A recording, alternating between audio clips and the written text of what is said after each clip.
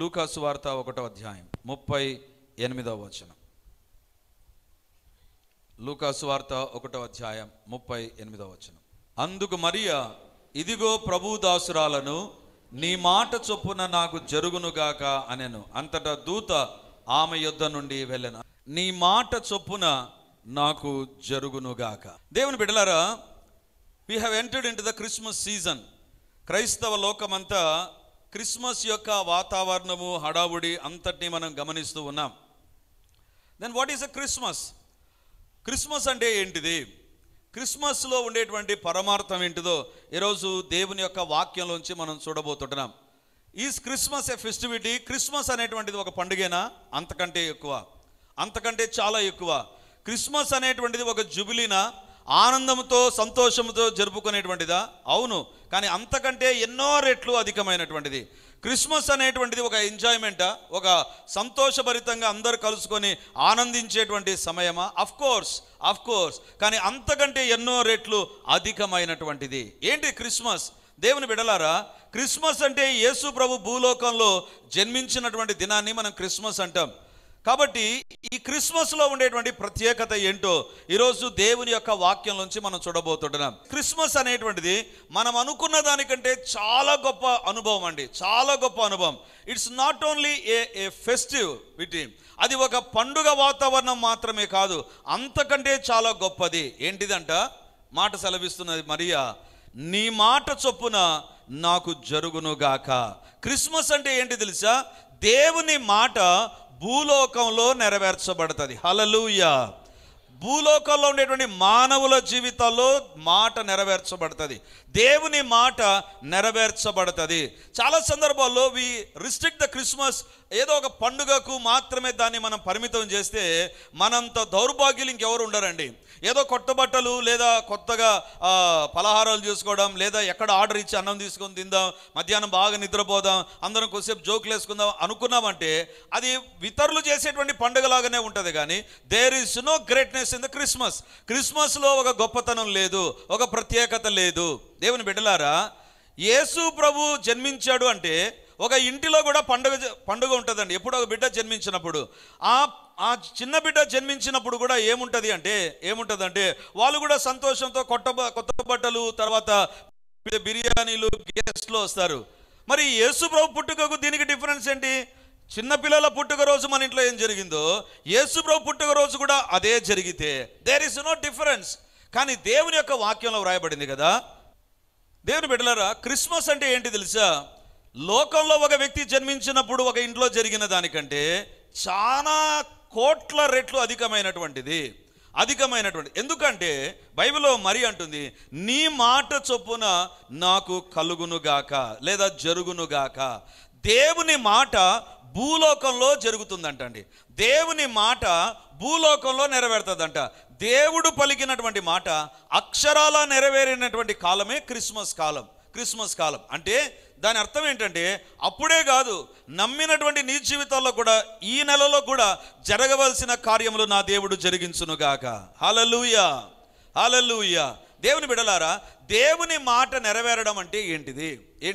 దేవుని మాట నెరవేరడం అనేటువంటి మాటను గురించే ఈరోజు దేవుని యొక్క వాక్యంలో నుంచి మనం చూడబోతుంటున్నాం. ఒక ముగ్గురిని మీ ఎదురుగా నేను తీసుకొని వస్తాను. ఈ ముగ్గురు ఎలాగా దేవుని మాట వారి జీవితంలో నెరవేర్చబడిందో దేవుని యొక్క వాక్యంలో నుంచి మనం చూడబోతుంటున్నాం. దేవుని బిడ్డలారా, క్రిస్మస్లో if you understand yourself, నిన్ను నువ్వు అర్థం చేసుకోగలిగితే క్రిస్మస్ అనేటువంటి చాలా బాగుంటుందండి. క్రిస్మస్ యేసు ప్రభు జన్మను మాత్రమే కాదు, క్రిస్మస్లో నీవెవరవో నీకు అర్థం కావాలి. ఫస్ట్ నీ జీవితంలో ప్రభు ఏం చేయాలని కోరుతున్నాడు అనేటువంటిది నీకు అర్థం కావాలి. దేవుని యొక్క కోరిక ఏంటి తెలుసా? దేవుని మాట మన జీవితంలో నెరవేర్చబడుతుంది. దేవుని మాట అక్షరాల మన జీవితంలో నెరవేర్చబడుతుంది. ఓకే, మొట్టమొదటిగా ఎవరి జీవితంలో దేవుని మాట నెరవేరింది? లూకా సువార్త 1వ అధ్యాయం 35వ వచనం. దూత, పరిశుద్ధాత్మ నీ మీదికి వచ్చును, సర్వోన్నతుని శక్తి నిన్ను కమ్ముకొనును గనుక పుట్టబోవు శిశువు పరిశుద్ధుడై దేవుని కుమారుడు అనబడును. జాగ్రత్తగా వినండి. ఒక గొప్ప ఆత్మీయ సత్యాన్ని ఈరోజు మీదట దేవుడు ఉంచాలని కోరుతున్నాడు. దూత అంటున్నాడు, పరిశుద్ధాత్మ నీ మీదికి వచ్చును, సర్వోన్నతుని శక్తి నిన్ను కమ్ముకొనును గనుక పుట్టబోవు శిశువు. దేవుని బిడ్డలారా, పరలోకంలో ఒక గొప్ప సభ జరిగింది. ఆ సభలో ఒక ప్రశ్న వచ్చింది. ఏంటి ఆ ప్రశ్న అంటే, లోకంలో మానవులు పాపం నుంచి విడిపించబడ్డానికి లోకంలో ఏం చేస్తే ఒక కార్యము సఫలమవుతుంది, పాపములో జీవించే మనిషి పరిశుద్ధుడు కావాలంటే ఏం చేయాలి. అప్పుడు అనేకమైన సజెషన్స్ వచ్చాయి. ఏది కూడా తండ్రి అయిన దేవునికి నచ్చలేదు. అప్పుడు కుమారుడైనటువంటి యేసు ప్రభు ఏమన్నాడంటే, నేను వెళతా భూలోకానికి. అప్పుడు తండ్రి అయిన దేవుడు చెప్పినటువంటి మాట, నువ్వు భూలోకానికి వెళతావు, కానీ ఎలా వెళ్ళాలి తెలుసా? శిశువుగా వెళ్ళాలి. దేవుని యొక్క మాట ఏంటి తెలుసా? యేసు ప్రభుకు నువ్వు భూలోకానికి వెళ్ళాలి, కానీ ఆదాము యవనస్తుడిగా తయారు చేశాను చూసావా, అలా కాదు, నువ్వు శిశువుగా వెళ్ళాలి. హవ్వను యవనస్తురాలిగా చేశాను కదా, అలా కాదు, నువ్వు శిశువుగా వెళ్ళాలి. లేదా జంతువులన్నిటినీ కూడా కలుగునుగా కంటే young giraffe, young elephant, young lioness, ఇవన్నీ చాలా యవన ప్రాయంలో అన్ని కలగజేయబడ్డాయి. మొదటి సృష్టిలో అంతా కూడా యవన ప్రాయంలో కలగజేయబడ్డాయి. కానీ నా కుమారుడా యేసయ్యా, నీవు భూలోకంలోనికి శిశువుగా వెళ్తావా? యేసుప్రభు అన్నాడు, ఎస్ లార్డ్. యేసుప్రభు దగ్గరికి ఒక మాట వచ్చింది, శిశువుగా భూలోకానికి వెళ్తావా? అందుకే యెషయా గ్రంథం 9:6 చూడాల్సిన పని లేదు. మనకు శిశువు పుట్టెను, మనకు కుమారుడు అనుగ్రహించబడెను. ఒక చిన్న బిడ్డగాను వెళతావా? తండ్రి అయిన దేవుని మాటకు యేసుప్రభు ఏమన్నాడు? నీ మాట చొప్పున కలుగునుగాక. దేవుని బిడ్డలారా, అందుకే దేవుని దూత అంటున్నాడు, పుట్టబోవు యేసు ప్రభు యవనస్తునిగా కాదు, పుట్టబోవు శిశువు. It is a very difficult to understand this. It is very difficult to estimate Jesus like that. యేసు ప్రభును ఆ రకంగా అనుకోవడం చాలా కష్టం అండి. సర్వోన్నతుడైన దేవుడు యేసు ప్రభు ఏమంటాడు తెలుసా? అసలు పుట్టక ముందు యేసు ప్రభు ఎవరు తెలుసా? పుట్టిన తర్వాత మనం క్రిస్మస్లో యేసు ప్రభుని చూస్తాం. అసలు పుట్టక ముందు ఎవరు యేసు ప్రభు? భూలోకానికి రాకముందు యేసు ప్రభు ఎవరు? హీఈస్ ఆల్ టుగెదర్ డిఫరెంట్ అండి. చాలా వ్యత్యాసమైనటువంటి వ్యక్తి. యేసు ప్రభు అంటాడు యోహాను సువార్త 17వ అధ్యాయం 5వ వచనంలో, పుట్టక ముందు యేసు ప్రభు ఎవరు అనేటువంటిది అక్కడ మనం చూస్తాం. యోహాను సువార్త 17వ అధ్యాయం 5వ వచనం, తండ్రి, లోకం పుట్టక మునుపు నీ యొద్ద నాకు ఏ మహిమ ఉండెనో ఆ మహిమతో నన్ను ఇప్పుడు నీ యొద్ద మహిమపరచుము. లోకము నుండి నీవు నాకు అనుగ్రహించిన మనుషులకు నీ నామమును ప్రత్యక్షపరిచితిని. వారు నీ వారై ఉండిరి, నీవు వారిని నాకు అనుగ్రహించను. చాలు. యేసు ప్రభు ఏమంటున్నాడు తెలుసా? తండ్రి, లోకము పుట్టక మునుపు నీ యొద్ద నాకు ఏ మహిమ ఉండెనో. భూలోకానికి రాకముందు యేసు ప్రభుకి ఏమునిందండి? మహిమ ఉన్నది. ఏమునింది చెప్పండి? మహిమ కలిగినటువంటి దేవుడు ఆయన. ఎవ్వరు కూడా యేసు ప్రభు దరిదాపులకు రాలేరు. అందుకే బైబిల్ సమీపింపులో మహిమలో యేసు ప్రభు ఉన్నాడు. ఎవ్వరు కూడా యేసు ప్రభు దగ్గర రాలేరు. అలా వచ్చారా ఆ వ్యక్తి బతకలేడండి. అందుకే తండ్రి అయిన దేవుడు అంటాడు కదా, నన్ను చూచి బ్రతుకు నరుడు ఎవడు కూడా లేడు. తండ్రి, కుమార, పరిశుద్ధాత్మలు త్రియేకమైనటువంటి దేవుడు. They are having a glory, unimaginable glory. ఎవరు చెప్పలేనటువంటి మహిమ యేసు ప్రభు కలిగి ఉన్నాడు పుట్టక ముందు. ఇప్పుడు అలాంటి మహిమ కలిగిన దేవుడిని తండ్రి అయిన దేవుడు అంటున్నాడు, ఇప్పుడు శిశువుగా లోకానికి వెళ్తావా? నీ మాట చొప్పున నాకు కలుగునుగాక. దేవుని బిడ్డలారా, it is very difficult to understand this. మహిమ కలిగినటువంటి దేవుడు ఒక శిశువుగా మారి తల్లి గర్భంలోనికి రావడమా? దేవుని బిడ్డలారా, యేసు ప్రభువా, నీ క్రిస్మస్ నువ్వు ఏ రకంగా సెలబ్రేట్ చేశావు? యేసు ప్రభు ఏమంటాడు తెలుసా? మహిమలో నుండి నేను మానవునిగా మారిపోయాను, మహిమలో నుండి శిశువుగా మారిపోయాను, మహిమ స్వరూపిని నేను. ఎవ్వరు కూడా నా దగ్గరికి రాలేరు. దేవుని మాట చొప్పున అది నా జీవితంలో జరిగింది. యేసుప్రభే కాదండి, యేసుప్రభును చూచినటువంటి యోహాను పత్రిక రాస్తూ యోహాను సువార్త 1వ అధ్యాయం 1వ వచనం నుంచి చూస్తే హూ ఈజ్ జీసస్ అనేటువంటిది మనకు కనపడుతుంది. ఎవరు? యేసుప్రభు అనేటువంటిది మనకు కనబడుతుంది. యోహాను సువార్త 1వ అధ్యాయం 1వ వచనం, ఆదియందు వాక్యం ఉండెను, వాక్యము దేవుని యొద్ద ఉండెను, వాక్యము దేవుడై ఉండెను. ఆయన ఆదియందు దేవుని ఆదియందు ఎక్కడున్నాడు? దేవుని యొద్ద ఉండెను. సమస్తమును ఆయన మూలముగా కలిగెను. కలిగి ఉన్నదేదియు ఆయన లేకుండా కలగలేదు. చాలమ్మా, ఇక్కడ బైబిల్లో రాబడింది సమస్తమును ఆయన మూలంగా కలిగెను, కలుగునుగాక అని చెప్పినటువంటి ఆ స్వరం ఎవరు తెలుసా? యేసుప్రభువే. సమస్తమును ఆయన మూలంగా కలిగారు. శూన్యములో నిలబడి కలుగునుగా కంటే కలిగితే భూలోకంలో ఉండేవి కోట్ల జీవరాశులు కలిగాయండి. కోటాను కోట్ల జీవరాశులు కలిగాయి. అలాంటి దేవుణ్ణి తండ్రి అయిన దేవుడు అంటున్నాడు, ఇప్పుడు శిశువుగా వెళ్తావా? అంత చిన్న గర్భం ఎంత ఉంటుందో తెలుసా అండి? తల్లి గర్భము ఒక పిడికిలి. యూట్రస్ బయటకు వచ్చిన తర్వాత మెడికల్ డిపార్ట్మెంట్ వాళ్ళు చూసింటారు, ఎంత ఉంటుందంటే ఇంతే, ఒక పిడికిలే. పిడికిలి కంటే చిన్న అంతే. ఆ పిడికిలలో 9 నెలల బిడ్డను దేవుడు డెవలప్ చేస్తాడండి. ఆ పిడికిలలో ఇప్పుడు తండ్రి అయిన దేవుడు అంటున్నాడు, మహిమ నీది, నువ్వు మాట సెలవిస్తే సృష్టి కలుగుతుంది. కానీ అలాంటి మహిమను విడిచి ఒక తల్లి గర్భంలో ఒక చేతిలో ఇమిడిపోగలిగిన వ్యక్తిగా మారగలవా? యేసుప్రభు అంటున్నాడు, నీ మాట చొప్పున నాకు కలుగును గాక. అందుకే బాలుడుగా ఈ లోకానికి జన్మించాడు. కలిగినదేది ఆయన లేకుండా కలుగలేదు. దేవుని బిడ్డలారా, యేసు ప్రభు ఎవరు తెలుసా? దేవుని మాట తన జీవితంలో నెరవేర్చుకున్నటువంటి వ్యక్తి. దేవుని మాట తన జీవితంలో నెరవేర్చబడినటువంటి వ్యక్తి. ఈరోజు దేవుడు మనతో మాట్లాడుతుంటున్నాడు. ఎప్పటికీ మన జీవితాల్లో మనం తెలుసుకోవాల్సిన విషయం ఏంటంటే, there is a conflict going on. ఎప్పటికీ ఒక పోరాటం అనేటువంటిది జరుగుతూ ఉంటుంది, లేకపోతే ఒక సంఘర్షణ అనేటువంటిది జరుగుతూ ఉంటుంది. దేవుని మాటకు లోబడాలనా, నా మాట నేను నెరవేర్చాలనా? దేవుని మాటకు లోబడాలనా? దేవుని బిడ్డలారా, యేసు ప్రభు దగ్గర ఒక పోరాటం వచ్చింది. మహిమలో ఉండాలనా, శిశువుగా మారాలనా? మహిమలో ఉంటే లోకానికి రక్షణ ఉండదు. కానీ దేవుడు అంటున్నాడు, నీవు నా మాట వినేటువంటి ఇప్పుడు శిశువుగా మారాలి. దేవుని మాట నీ జీవితంలో నెరవేరాలి అంటే కొన్ని సందర్భాలలో నీకు ఇష్టము లేని కార్యాలు నువ్వు చేయాలి, నీకు నచ్చని కార్యాలు నువ్వు చేయాలి. చాలా సందర్భాల్లో దేవుని మాట నేను వింటున్నాను, దేవుడు నాతో మాట్లాడుతున్నాడు. కొన్ని సందర్భాలు ఏ రకంగా ఉంటాయి తెలుసా? దేవుడు చెప్పేది ఒక రకంగా ఉంటుంది, నీ లైఫ్ స్టైల్ ఇంకొక రకంగా ఉంటుంది. దేవుడు అంటాడు, అలా కాదు ఇలా నువ్వు ఉండాలి, అలా కాదు ఇలా భార్యగా ఉండాలి, భర్తగా ఈ రకంగా ఉండాలి, కుమారునిగా ఈ రకంగా ఉండాలి, కుమార్తెగా ఈ రకంగా ఉండాలి. చెప్పినప్పుడు మనకు నచ్చదు. కానీ దేవుని బిడ్డవైతే దేవుని మాట చొప్పున కలుగునుగాక. దేవుని బిడ్డలారా, ఈరోజు దేవుడు మనతో మాట్లాడుతుంటున్నాడు. దేవుని యొక్క వాక్యంలో వ్రాయబడింది, క్రిస్మస్ అంటే ఏంటి తెలుసా? నీ మాట చొప్పున నా జీవితంలో కష్టమైన నేను చేస్తాను ప్రభు అనడమే నిజమైన క్రిస్మస్. యేసు ప్రభు, నీ క్రిస్మస్ సెలబ్రేషన్ ఏంటి? యేసు ప్రభు ఏమంటాడు తెలుసా? ఫిలిప్పీలకు రాసిన పత్రిక 2వ అధ్యాయం 8వ వచనం, ఇస్ మై క్రిస్మస్. నా క్రిస్మస్ ఏంటంటే ఫిలిప్పీ 2:8. మరియు ఆయన ఆకారమందు మనుష్యుడుగా కనబడి మరణం పొందునంతగా, అనగా శిలువ మరణము పొందునంతగా విధేయత చూపిన వాడై తన్ను తాను తగ్గించుకొనెను. ఆయన ఆకారమందు మనుష్యుడుగా కనబడి, ఆయన ఆకారమందు మనుష్యుడుగా కనబడి అంటే ఆకారంలో మహిమ కాదు కనబడింది. మహిమ కనబడితే తట్టుకోలేరండి ఎవరు. గొర్రెల కాపర్లు యేసుప్రభు దగ్గరికి రాలేరు, జ్ఞానులు యేసుప్రభు దగ్గరికి రాలేదు. మహిమ ఉంటే మరియమ్మ గర్భం ధరించలేదు. ఆకారమందు మనుషుడుగా కనబడి. క్రిస్మస్ అంటే ఏంటి తెలుసా? దేవుని మాట నీ జీవితంలో నెరవేరున్నట్లుగా నిన్ను నువ్వు తగ్గించుకోవాలి. నీ జీవితంలో తగ్గింపు అవసరం. ఒక విషయంలో ఎక్కడో చోట మంకుపట్టు పట్టిన ప్రభా ఇది మాత్రం చేయను, మిగతా అన్నీ చేస్తాను.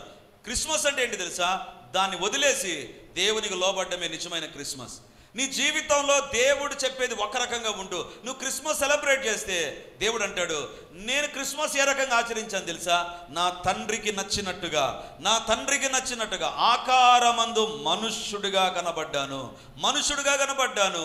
మనకు నచ్చినట్టుగా ఉండేది కాదు క్రిస్మస్. క్రిస్మస్ అంటే నాకు నచ్చిన డ్రెస్ వేసుకోవడం మంచిదే, నీకు నచ్చిన డ్రెస్ వేసుకోవడం మంచిదే, నీకు నచ్చిన నాకు నచ్చిన తిండి తినడం మంచిదే. కానీ దేవునికి నచ్చినట్టుగా జీవితం లేకుండా క్రిస్మస్ సెలబ్రేట్ చేస్తే ఇట్స్ ఎ వేస్ట్.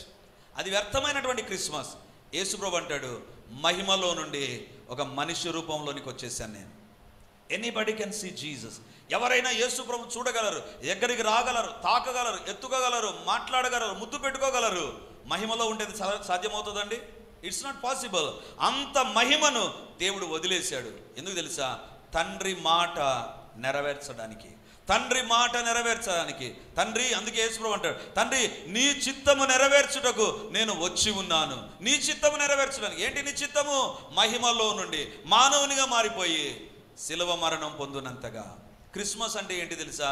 ఎంతగా నీలో తగ్గింపు ఉంది, ఎంతగా నిన్ను నువ్వు తగ్గించుకుంటున్నావు? ఏ విషయంలోనైనా గర్వం మన జీవితంలో ఉందా? ఎక్కడైనా దేని విషయంలోనైనా మనం గర్విస్తూ ఉంటే, ఎనీ ఏరియా నీ జీవితంలో ఒక గర్వం కలిగి, ఒక అహంకారం కలిగి నీ క్రిస్మస్ను నువ్వు సెలబ్రేట్ చేస్తుంటే, గర్వం కొన్నిసార్లు బయటకు కనపడదండి, లోపల ఉంటుంది. నాకు సంబంధించింది, నేను ఎలాంటిది, ఇదన్నీ దేవుడు చూస్తూ ఉంటాడు. If your celebration must be identified by God, దేవుని ద్వారా గుర్తించబడాలి అంటే నీ క్రిస్మస్లో నీలో తగ్గింపు ఉండాలి. తగ్గింపు ఉండడం ఖచ్చితంగా జరగాలి. ఇది లేకపోతే మన జీవితంలో దేవుని మాట నీ జీవితంలో నెరవేరడం లేదు. యేసు ప్రభు యొక్క క్రిస్మస్ ఏంటి తెలుసా? నీ మాట చొప్పున నేను పశువుల తొట్టిలో బాలుడుగా పరుండబెట్టబడతాను. Yes, I'm ready for that. దేవుని బిడ్డలారా, మన జీవితంలో ఈరోజు దేవుడు మాట్లాడుతుంటున్నాడు. ఏ విషయంలోనైనా మనం గర్విస్తున్నామా? దేన్ని బట్టి, దేవుడు మనకిచ్చిన ఆశీర్వాదాన్ని దేన్ని బట్టి గర్విస్తున్నా? గుర్తుంచుకుందాం, అస్సలు దేవునికి నచ్చనటువంటిది అది. ఒక రాజు గర్విస్తూ ఏం చేశాడు తెలుసా? నేను రాజును, నేను చెప్పినట్టుగా నా రాజ్యంలో జరుగుతూ ఉంది కాబట్టి నా రాజ్యంలో దేవాలయం ఉంది, ఆ దేవాలయంలో దేవుని పాత్రలు ఉన్నాయి, తీసుకొని రండి, వాటితో నేను విందు చేసుకోవాలి, దానితో నేను తప్పతాగాలి అనుకొని గర్వించాడు. నేను రాజును, I'm even a king over the temple, ఆ యొక్క మందిరం పైన కూడా నేను రాజును అనుకొని ఆ రాజు గర్వించి మందిరంలో ఉండే పాత్రలు తీసుకొని వచ్చి ఆ రాజప్రసాదంలో తాగడానికి ఉపయోగిస్తే రోషం కలిగిన దేవుని హస్తం దిగి వచ్చిందండి. దిగి వచ్చి రాసింది, రాజా నువ్వు తూచగా తక్కువగా కనపడ్డా, out, you will be out, నువ్వు ఉండవు ఇక నువ్వు రాజుగా ఉండవు. దేవుని బిడ్డలారా, అస్సలు దేవునికి నచ్చనటువంటిది గర్వం అండి. దేవుని యొక్క గుణం ఏంటంటే తగ్గింపు గుణం, దేవుని యొక్క గుణం. ఇప్పుడు క్రిస్మస్ సెలబ్రేట్ చేస్తూ, if we want to bring happiness to Jesus, Yesu ప్రభుకు సంతోషాన్ని తీసుకొని వచ్చే క్రిస్మస్ సెలబ్రేట్ చేయాలంటే నీలో ఎట్టి పరిస్థితుల్లో గర్వం ఉండకూడదు. దేని విషయంలో కూడా మనం అతిశయించడానికి వీలు కాదు. మనకు నచ్చినట్టుగా ఉండడం గర్వం చెప్తుంది, దేవునికి నచ్చినట్టుగా ఉండేది తగ్గింపు. యేసు ప్రభులో ఇది మనం చూస్తాం. ఈరోజు దేవుడు అంటున్నాడు, మన జీవితాలను మనం పరీక్షించుకుందాం. నీ క్రిస్మస్లో ఏముండాలి తెలుసా? నేను డ్రెస్ వేసుకోవడం తప్పు కాదు, డ్రెస్లో కాస్ట్లీ డ్రెస్ వేసుకుంటావా, దట్ డజంట్ మీన్. నీలో గర్వం దేని విషయంలోనైనా ఉందా? డీసెంట్గా ఉండడం తప్పు కాదు, డీసెంట్గా డిగ్నిఫైడ్గా మంచిగా కనపడడం తప్పు కాదు, కానీ అందులో ఏమైనా గర్వం మిళితమైందా? నాది అనేటువంటిది ఏదైనా వచ్చిందంటే నీ క్రిస్మస్ దేవునికి అంగీకారమైన క్రిస్మస్ కాదు. ఎందుకంటే క్రిస్మస్ ప్రారంభమైంది తగ్గింపులో, మహిమలో నుండి మానవుడిగా మారిపోయేది క్రిస్మస్. యేసు ప్రభు యొక్క క్రిస్మస్ ఏంటి తెలుసా? నీ మాట చొప్పున పశువుల తొట్టిలో పరుండబెడతాను. రెండవదిగా బైబిల్లో మీరు గమనిస్తే లూకా సువార్త 1వ అధ్యాయం 38వ వచనం. అందుకు మరియా, ఇదిగో ప్రభు దాసురాలను, నీ మాట చొప్పున నాకు జరుగునుగాక అనెను. అంతట దూత ఆమె యొద్ద నుండి వెళ్ళెను. ఇక్కడ మరియ చెప్పిన మాటను మీ ఎదురుకు తీసుకొని వస్తున్నాను. ఇదిగో ప్రభు దాసురాలను, నీ మాట చొప్పున నాకు జరుగునుగాక. మరి అంటుంది, నీ మాట చొప్పున నా జీవితంలో జరగాలి. ఏం జరగాలి? అద్భుతం జరగాలనా? మేలు జరగాలనా? స్వస్థత జరగాలనా? ఉద్యోగం రావాలనా? ఏంటి? నీ మాట చొప్పున నాకు కలుగునుగాక. నాకు అనిపించింది, మరియమ్మ ఆలోచన చేసి ఏమైనా మాట్లాడుతున్నావా? నువ్వు ఏమైనా ఆలోచించి పదం మాట్లాడుతున్నావా? కన్యకగా ఉండేటువంటి నీవు, పురుషుని ప్రమేయం లేకుండా ప్రదానం చేయబడిన నీవు గర్భవతి అవుతావంటే మరి అంటుంది, నీ మాట చొప్పున నాకు కలుగునుగాక.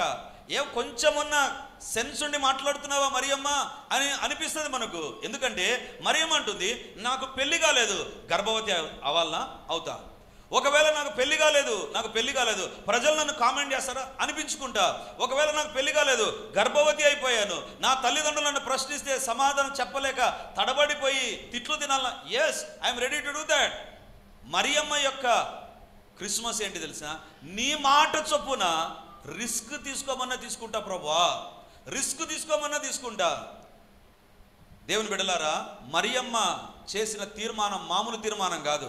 పెళ్లి కాకుండా ఉండేటువంటి స్త్రీ ప్రదానం చేయబడి, ఒక పురుషునికి ప్రదానం ఆల్రెడీ ఎంగేజ్మెంట్ ఫిక్స్ అయిపోయిన తర్వాత మరియ గర్భవతి అయింది. ఇప్పుడు యోసేపు ఏమనుకుంటాడండి?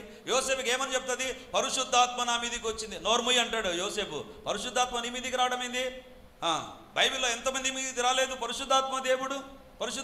దెబోరా మీదికి పరిశుద్ధాత్మ దేవుడు వచ్చాడు. దెబోరా గర్భవతి అయిందా?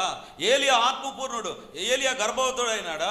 ఏం కాలేదు కదా, ఏం మాట్లాడుతున్నా నువ్వు అని ప్రశ్నిస్తే మరి దగ్గర సమాధానం ఉందా? లేదు. అయినా మరి అంటుంది, నీ మాట చొప్పున నాకు కలుగునుగాక. తల్లిదండ్రులు వచ్చి చెప్తారు, ఏమ్మా నెల తప్పిందా నీకు, డాక్టర్ దగ్గరికి వెళ్తున్నావేంటి? ఆమె అంటుంది, పరిశుద్ధాత్మ దేవుడు నాకు చెప్పాడు. నోరుమోయి, బుద్ధి లేకుండా ఎక్కడెక్కడో తిరిగి ఎవరితో గర్భం తెచ్చుకొని మళ్ళీ పరిశుద్ధాత్మ దేవుని అంటావా అంటే మరియ దగ్గర ఏం సమాధానం ఉంది? లేదు, మరి దగ్గర సమాధానం లేదు. ఇక మాట చెప్పండి, వివాహం అవుతుందిగా, వివాహం అవుతుందా? ఊరు చెప్పుకుంటారు, పెళ్లి కాకుండా మరియ గర్భవతి. ఇందాక ఏందో పరిశుద్ధురాలు, పవిత్రురాలు, యవనస్తురాలు, కన్యక అనుకున్నాం. ఇంత పనికి మాలింది లేనే లేదు అని ప్రతి ఒక్కరు మరియని గురించి చెప్తారు. మరి అంటుంది, నీ మాట చొప్పున నాకు కలుగును గాక. ఏంటి మరియా, నీ జీవితంలో నువ్వు చేసేటువంటిది ఏంటి? ఆయా సందర్భాలలో నీ జీవితంలో దేవుని కోసం రిస్క్ తీసుకోవాలి. మానవ చరిత్రలో ఎవ్వరు తీసుకున్నటువంటి ఒక రిస్క్ మరియ తీసుకునింది. చాలా కష్టమైనటువంటిదండి, చాలా కష్టమైన. It is difficult to convince. డాక్టర్ని కన్విన్స్ చేయలేదు, ఇంట్లో వాళ్ళని కన్విన్స్ చేయలేదు, బంధువులను ఎవరిని కన్విన్స్ చేయలేదు. ఎందుకు తెలుసా? It is beyond human understanding. మనిషికి అర్థం కాదు ఇంతవరకు. మానవ చరిత్రలో ఇంతవరకు జరగనటువంటి కార్యం మరియలో జరిగితే ఏమని ఎక్స్ప్లెనేషన్ ఇస్తుంది చెప్పండి? మరియా, నువ్వు చెప్పిన మాట, నీ మాట చొప్పున నాకు కలుగునుగా కంటే ఎంత రిస్క్ తీసుకున్నావు మరియా. ఈరోజు దేవుని బిడ్డగా మన జీవితాల్లో మనం చేయాల్సిన పని ఏంటి తెలుసా? కొన్ని సందర్భాల్లో దేవుని కోసం కొన్ని త్యాగాలు చేయాలి, కొన్ని రిస్కులు మనం తీసుకోవాలి. అంటే కొన్ని సందర్భాల్లో స్నేహితులు అంటారు, ఏంట్రా ఈ వయసులో భక్తి, ఈ వయసులో దేవుని దగ్గర రావడం ఏంటి, ఈ వయసులో ఏంటి భక్తిగా ఉండడం, నీ ఇష్టం వచ్చినట్టుగా జీవించవచ్చు కదా. దేవుని బిడ్డ అయితే రిస్క్ తీసుకొని పరిశుద్ధంగా జీవించాలి. అది క్రైస్తవ జీవితం. ఒకవేళ ఉద్యోగంలో నీ ఫ్రెండ్స్, నీ తోబుట్టులు అంటారు, ఏంటి భక్తి జీవితం, వద్దు మామూలుగా జీవించాలి, కుటుంబం బ్రతకాలంటే, పైకి రావాలంటే ఎట్లా వస్తావు పైకి? దేవుని బిడ్డగా రిస్క్ తీసుకొని కుటుంబంలో, ఉద్యోగంలో జీవించాలి.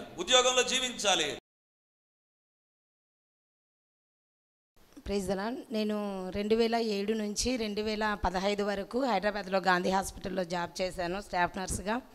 తర్వాత 2010 నుంచి 2023 వరకు గవర్నమెంట్ నోటిఫికేషన్ అనేది లేదు స్టాఫ్ నర్సులకి.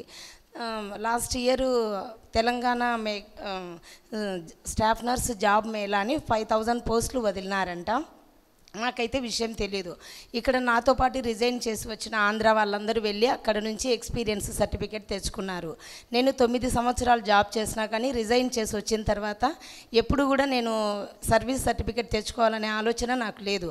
తర్వాత ఎందుకో నా ఫ్రెండ్ ఫోన్ చేసి మళ్ళీ పోస్టులు పడినాయి, నా కోసం ప్రేయర్ చెయ్యని ఫోన్ చేసింది నాకు. ఎందుకు, ఎప్పుడు పడినాయి పోస్టులు అని అడిగినప్పుడు 23లో పడినాయి కదా, నీకేం అవసరం ఉందిలే, నీకు కూడా జాబ్ ఉంది కదా అన్నట్టు మేము చెప్పలేదు అన్నట్టు చెప్పినారు. అయ్యో, ఇక్కడ నేను కూడా కాంట్రాక్ట్లోనే ఉన్నాను, నాకు ఎందుకు చెప్పలే అని చెప్పి ఇప్పుడు ఎక్స్పీరియన్స్ సర్టిఫికేట్ నేను తెచ్చుకోవాలంటే ఏ విధంగా తెచ్చుకోవాలని మా ఫ్రెండ్ని అడిగితే ఆ అమ్మాయి నాకు జవాబు ఇచ్చింది, అయ్యో అదంతా పెద్ద ప్రాసెస్, ఇప్పుడు అప్పట్లాగా లేదు, మనం వెళ్ళి అప్లై చేయాలంటే 1 నెల ముందే మనం అప్లై చేసుకోవాలా, తర్వాత ఏ ఫామ్ సి ఫామ్ అని ఉంటాయి, అవన్నీ కూడా ఇప్పుడు అప్పట్లో మాకు కాంట్రాక్టర్ ఇచ్చేవాడు, కానీ ఇప్పుడు మనకు నర్సింగ్ సూపర్నెంట్ గారు ఇస్తారు, మన అటెండెన్స్లు అవన్నీ చూస్తారు. ఇప్పుడైతే అవ్వదు, నువ్వు ఏదైతే ఏమి అప్లై అయితే చేసుకో, సర్వీస్ సర్టిఫికేట్ తర్వాత తెచ్చుకుందిలే అని చెప్పింది. కానీ ఎక్స్పీరియన్స్ సర్టిఫికేట్ లేకుండా నేను ఏ విధంగా అప్లై చేసుకోవాలా అని ఆలోచన చేసి ఇంకా హాస్పిటల్లో లీవ్ అడిగాను. నాకు లీవులు కూడా ఇవ్వలే, స్టాఫ్ లేని కారణం చేత 1 రోజే ఇచ్చింది మా హెడ్ నర్స్. తర్వాత 1 రోజులో నేను ఏ విధంగా పోవాలా, 9 సంవత్సరాలు అయిపోయింది నేను అక్కడి నుంచి వచ్చి, ఎవరిని కలవాలా, ఎట్లా సర్టిఫికేట్ తెచ్చుకోవాలా అనేసి సరే ఆ 1 రోజుకే వెళ్దాము అన్నట్టు ప్రేయర్ చేసుకున్నాము. తర్వాత నేను మామూలుగా ఓరల్గా అయితే చెప్పిన అక్కతో, అక్క నేను రెజినా సిస్టర్కి చెప్పాను, అక్క నేను ఇట్లా హైదరాబాద్కి వెళ్ళాలక్క, ప్రేయర్ చేయండి అని చెప్పి ఉన్నాను ఇంతకు ముందుగా. తర్వాత మేము స్టేషన్కి వెళ్ళి కూర్చోగానే మా హస్బెండ్ చెప్పినాడు, అన్నకు ఫోన్ చేసి సర్టిఫికేట్కి వెళ్తానని చెప్పి ప్రేయర్ చేయించుకో అని చెప్పినారు. టైం చూస్తే 10 అయింది, ట్రైన్ అనౌన్స్ చేస్తూ ఉన్నారు అప్పటికి. తర్వాత సరే ఇప్పుడు అన్న బిజీగా ఉంటారేమో అని వెంటనే నేను రెజిన్ అక్కకు ఫోన్ చేసిన, అక్క ఇట్లా నేను సర్టిఫికేట్కి వెళ్తున్నాను అక్క, ఇస్తారో ఇయ్యరో తెలీదు, 1 రోజే టైం ఉంది, లీవ్ కూడా లేదు అంటే, అక్క వెళ్ళమ్మా తప్పకుండా నేను ప్రేయర్ చేస్తాను, పనే అవుతుంది అని చెప్పినారు. వెంటనే నాకు ట్రైన్ వచ్చింది, నేను వెళ్ళిపోయినా. కానీ ఒకటి అక్క ప్రేయర్ చేసినారు. ప్రేయర్ చేసినప్పుడు అనుకున్నా, ఏ ట్రైన్కి అయితే వెళ్తున్నానో తిరిగి మళ్ళీ నేను అదే ట్రైన్కు రావాలి, ఎందుకంటే పిల్లల్ని వదిలిపెట్టి వెళ్తున్నాను, అదిగా ఒక్కరోజే నాకు టైం ఉంది అని చెప్పేసి. తర్వాత నేను గాంధీకి వెళ్ళి మార్నింగ్ ట్రైన్ దిగి గాంధీకి వెళ్ళగానే టైం 8:30, 9 అవుతుంది. నర్సింగ్ స్టూడెంట్స్ మొత్తం స్ట్రైక్లో ఉన్నారు. నేను వాళ్ళందరినీ చూడగానే అనుకున్నా ఏదో స్ట్రైక్ జరుగుతూ ఉంది, ఈరోజు నాకు పని అవుతుందో కాదో అని. అక్కడ చూస్తే నర్సింగ్ సూపర్నెంట్, మేట్రైన్ అందరూ ఉన్నారు. నేను వేరే బ్రదర్ని అడిగాను, ఏం బ్రదర్ అంటే నర్సింగ్ కాలేజీలో ఏదో ప్రాబ్లం అనేసి స్ట్రైక్ జరుగుతుంది, సూపర్నెంట్ వాళ్ళందరూ ఇక్కడే ఉన్నారంటే నేను అనుకున్నాను, అయ్యో వీళ్ళు ఎప్పుడు ఆఫీస్లోకి వస్తారు, నేను ఎప్పుడు చెప్పాలా, ఇంకా ఎక్స్పీరియన్స్ నాకు ఎప్పుడు ఇస్తారని నాలో నేనే చాలా బాధపడిన. తర్వాత సరే మా హస్బెండ్ జూమ్లో ప్రేయర్ ఫోన్ చేసి నేను జూమ్లో ప్రేయర్ చేయించాను. సరే వెయిట్ అయితే చెయ్యి అని చెప్పినారు. వెంటనే నేను అక్కడ నిల్చుకొని ఉండగానే నేను 3 ఇయర్స్ ఆ సార్ దగ్గరే సర్జరీ వార్డులో ఉన్నాను. ఆ సారు వస్తూ ఉంటే నేను వెళ్ళాను ఎదురుగా. సార్కి అయితే నేను తెలుసు ఆంధ్ర అమ్మాయిని అన్నట్టుగా.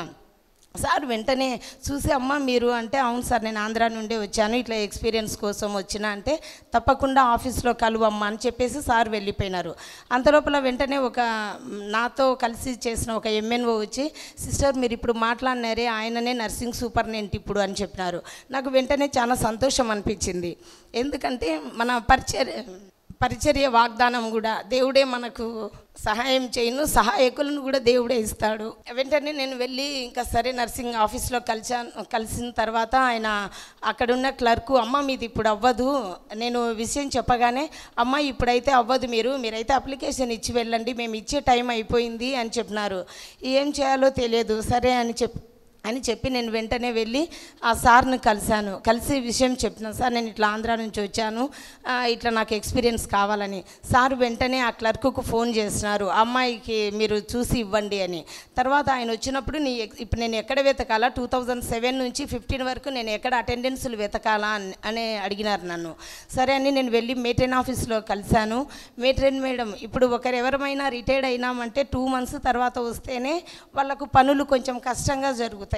కానీ నేను వెళ్ళి మా సూపర్నెంట్ని అడిగినప్పుడు మా మెయింటైన్ మేడం, ఇది ఒక దేవుని సాక్ష్యం, నాకైతే కబోర్డ్ కీస్ ఇచ్చిందండి. ఇచ్చి నీ అటెండెన్స్లన్నీ చూసుకొని అవి ఒక ఫోటో తీసుకొని వెళ్ళి క్లర్కుకు చూపించమ్మా అన్నారు. కానీ నేను పనిచేసినప్పుడు మెయింటైన్ అప్పుడు లేరు. కానీ దేవుని కృప వల్ల ఇప్పుడున్న మెయింటైన్ కూడా నాకు ఆ విధంగా సహాయం చేసింది. నేను కీస్ తీసుకొని నా అటెండెన్స్ అంతా చూసుకొని నా ఎక్స్పీరియన్స్ చూపిస్తే నేను ఎంత టైం అయితే అవుతుందో అని నేను టెన్షన్ పన్నాను. వాళ్ళు నాకు 4 లోపలనే ఎక్స్పీరియన్స్ సర్టిఫికేట్ ఇచ్చారండి, 9 years ఇది. నేను వెంటనే వెళ్ళి తీసుకున్న తర్వాత తీసుకొని బయటికి, ఇంకా నాకు టైం లేదు, 5 గంటలకు ట్రైన్ ఉంది, నేను వెళ్ళిపోవాలా. నేను బయటికి అలా వస్తుండగానే రెజినాకు ఫోన్ చేసినారు, అమ్మ పని జరిగిందా, నేను ప్రేయర్ చేశాను అని. నాకు అప్పుడు చాలా ఆశ్చర్యం అనిపించింది. ఎందుకంటే అసలు అక్క నేను ప్రేయర్ చేయించుకొని వెళ్ళినాను కదా, సర్టిఫికేట్ తీసుకున్నా అంతే, ఇంకా నేను స్టెప్స్ కూడా దిగలేదండి. అక్క వెంటనే దేవుడే ఎట్లా అక్క ఎట్లా చేసినారు, ఇంత అద్భుతంగా నేను సర్టిఫికేట్ తీసుకుంటానే, నేను కదా ఫోన్ చేయాలా అన్నట్టుగా నాకు చాలా సంతోషం అనిపించింది. తర్వాత తీసుకొని నేను అదే ట్రైన్కు ఇంకా ఒక అర్ధగంట ముందుగానే రావడం జరిగిందండి. తర్వాత రెండవ సాక్ష్యం ఏమిటంటే, మేము ఒక 9-10 years నుంచి కూడా మేము ఒక ఇంట్లోనే రెంటుకుంటున్నాము. ఈ మధ్య రీసెంట్గా ఆ ఇల్లు అమ్మడం జరిగిన తర్వాత వాళ్ళు మమ్మల్ని ఖాళీ చేయడానికి కొంచెం టైం ఇచ్చినారు. ఇప్పుడు మేము గృహం కట్టుకుంటున్నాము, ఇంకా 2 months మాత్రమే టైం ఉంది. ఈ 2 నెలల్లో మేము ఎక్కడ ఖాళీ చేయాలని అడిగినప్పుడు, లేదు వాళ్ళు కంపల్సరీ ఇదే నెలలో ఖాళీ చేయమని చెప్పినారు. మేము జూమ్లో బ్రదర్ గారితో విషయం చెప్పి ప్రేయర్ చేయించుకున్నప్పుడు అన్న మాట్లాడమని చెప్పినారు వాళ్ళతో. మా హస్బెండ్ నేను వెళ్ళి మాట్లాడమని చెప్తే నేను వెళ్ళి మాట్లాడినా ఆయన ఒప్పుకోవడం లేదు, నువ్వు వెళ్ళి మాట్లాడు అని చెప్పినారు. తర్వాత నేను మా అత్త కలిసి ప్రేయర్ చేసుకొని నేను వెళ్ళాను. వెళ్తూ దారిలో అనుకున్నా, ప్రభా సహాయం చేయి, ఆయన నోట మీ మాటలు ఉంచు అన్నట్టుగా. తర్వాత రెంట్ కూడా ఈ 2 నెలలు ఎక్కువ కల్పిస్తాంలే అన్నట్టు నాలో నేను ప్రేయర్ చేసుకుంటూ వెళ్ళాము. నేను వెళ్ళి నేను మా అత్త కలిసి వెళ్ళి అడగగానే ఆయన ఈ 2 నెలలు ఒప్పుకొని ఇప్పుడు ఇచ్చే రెంటే ఇవ్వమని చెప్పినారు. అది రెండవ సాక్ష్యము. మరి మూడవ సాక్ష్యం ఏంటంటే మాకు ఇల్లు కట్టే మేస్త్రి సడన్గా నిన్న హైదరాబాద్కి వెళ్ళినారు. వాళ్ళ పాపకి హెల్త్ బాగాలేదని. ఆయన వెళ్తూ మా హస్బెండ్కి ఫోన్ చేసినారంట, ఈరోజు పని వాళ్ళకు డబ్బులు ఇవ్వాలి సార్, శనివారము, మీరు తప్పకుండా 1 లక్ష రూపాయలు మాకు అమౌంట్ ఇవ్వండి అని చెప్పినారు. మా దగ్గర చూస్తే 1 రూపాయి కూడా లేదండి. ఏ విధంగా ఇవ్వాలో మాకు ఇవ్వవలసిన వాళ్ళు ఇవ్వడం లేదు. ఏం చేయాలో తెలియలే. తర్వాత జూమ్లో ఉదయకాలంలో జూమ్లో మేము ప్రేయర్ చేయించుకున్నాం బ్రదర్తో, ఇట్లా అమౌంట్ అవసరం ఉంది బ్రదర్ అని. బ్రదర్ ప్రేయర్ చేసినారు. సరే నేను ఉపవాసం ఉండి ఈరోజు ప్రార్థన చేసుకోవాలని చెప్పి నేను ఉపవాసం ఉండి ప్రార్థన చేసినానండి. నాకు నిన్నటి దినాన ఏ విధంగా వచ్చిందో తెలియదు, కానీ నాకు కావాల్సిన 1 లక్ష రూపాయలు నేను అందుకోగలిగాను, పని వాళ్ళకి ఇవ్వగలిగినాను. దేవుడు చేసిన కృపను బట్టి, ప్రార్థించిన బ్రదర్ని సిస్టర్ని బట్టి దేవునికే కృతజ్ఞతలు. Praise the lord. యేసుక్రీస్తు పరిశుద్ధ నామందు మీ ఒక్కొక్కరికి మా వందనాలు తెలియజేస్తుంటున్నాను.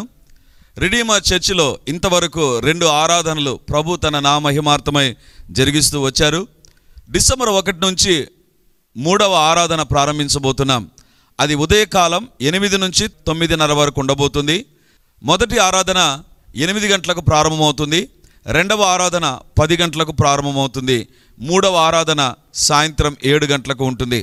దేవుని బిడ్డలారా, ఎవరైనా ఉదయం ఆయా పనులు కలిగి రెండవ ఆరాధనలకు రాలేకపోతున్నారని భావించి ఈ యొక్క మొదటి ఆరాధన ప్రారంభిస్తున్నాం. సో ఈ యొక్క అవకాశాన్ని సద్వినియోగం చేసుకొని దేవుని యొక్క సన్నిధికి వచ్చి దైవ దీవెనలు మీరు పొందాలని కోరుతున్నాం. మొదటి 2 ఆరాధనలు మాత్రమే ప్రభు బల్ల ఉంటుంది. కాబట్టి సిద్ధపడి దేవుని సన్నిధికి రమ్మని మిమ్మల్ని కోరుతూ ఉన్నాను. ప్రతి ఆరాధనలో ప్రత్యేకమైనటువంటి సందేశం, ప్రతి ఆరాధనలో వచ్చిన ప్రతి ఒక్కరూ దేవుని యొక్క ఆత్మ ద్వారా తాకబడి దీవించబడి వర్ధిల్లున్నట్లుగా ప్రత్యేకమైన ప్రార్థనలు ఉండబోతున్నాయి. కాబట్టి రండి. మీరు ఏ ప్రాంతానికి సంబంధించిన వారైనా ఈ యొక్క పరిచర్యకు మిమ్మల్ని ప్రేమతో ఆహ్వానిస్తుంటున్నాం. మరి ముఖ్యంగా స్థానికంగా ఏ సంఘానికి వెళ్ళనటువంటి వారైతే తప్పకుండా రిడీమర్ చర్చికి వచ్చి దేవుని మీరు ఆరాధించాలని కోరుతున్నాం.